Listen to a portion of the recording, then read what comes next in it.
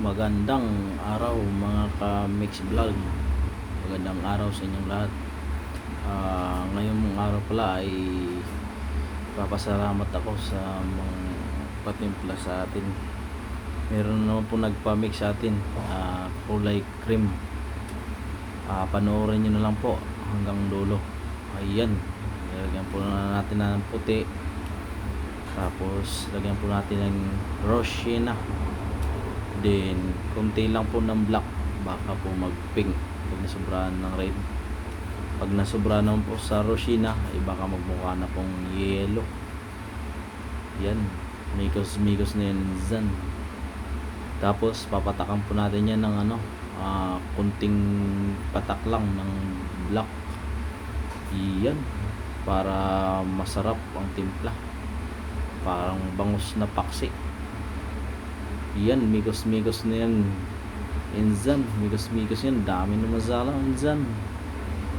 Yan, salamat po pala sa nagpamix nito.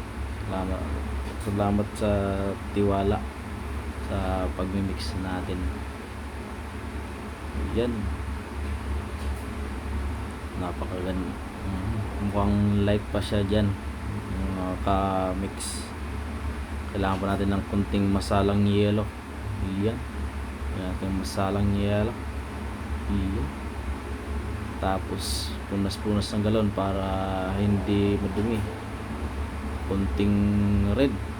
Yan, para masanting niya kulay. Yan, mikos naman dyan. Mikos tayo dyan. Dami na masala dyan. Yan po pala ay kulay cream. Yan po yung napili ng customer natin. Gagamitin po pala nila yan sa loob, pang kwarto. Sa mga gusto ng maliwanag na kulay dyan, yung mga plain lang pero maliwanag siya, yan po yung maganda sa kwarto. Yan, pinahid ko muna sa karton, tsaka tinabihan ko ng white para mag-reflect yung kulay. Pakita ko sa kanila. Yan, nakita ko muna siya dyan sa kanya. Pinaplog ko kung okay na ba o ilay, i-dark natin. Siyempre kung ano yung gusto ng customer, susunod natin. Ngayon binubuksan ko naman yung white nyan kasi kulang pa yung pintura natin. Kulang pa. Ang binibili niya pala dyan is 12 liters. Nilalagyan naman natin 16 liters yan. Bale 12 liters lang. Pwede ko muna ng kunting yellow para pampuno na lang yung white. Yan po palang gamit natin na yellow is Acricolor. Yung white naman po natin is Latex Universal Fine. Yan, mikos naman yan dyan. Yan, dami na masala. Yan po pala yung tinatawag na cream.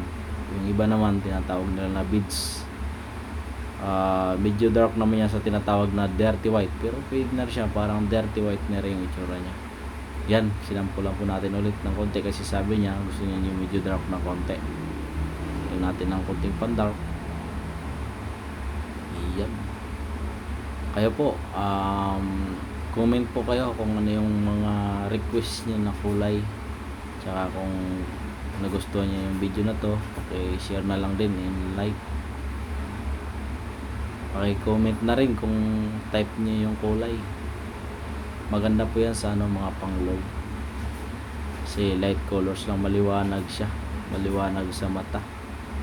Sabi nga ika, hindi lang kakasawang tignan, wag lang tikman, kasi medyo mapait siguro yung pintura natin, pero odorless po yan. Yan, dagdag na naman para pampuno na yan. Alam ko medyo malapit na yan mag 12 liters. Tansyahin lang, di puro tayo dito kung ilang liter na yung nilalagay natin. Medyo kabisado na rin natin kung ilang liter na. Yan, mikos naman dyan. Yan, kailangan po natin haluin ng maigi yan para pag renolar nila wala pong ibang kulay. Kasi pag dinalo ng maayos, yung iba light, yung iba dark. Yan, linis muna natin yan. Sabi ni ate, okay na daw yung kulay, sakto na daw yan dyan. Kunin natin yung takip. Yan, okay na, salamat.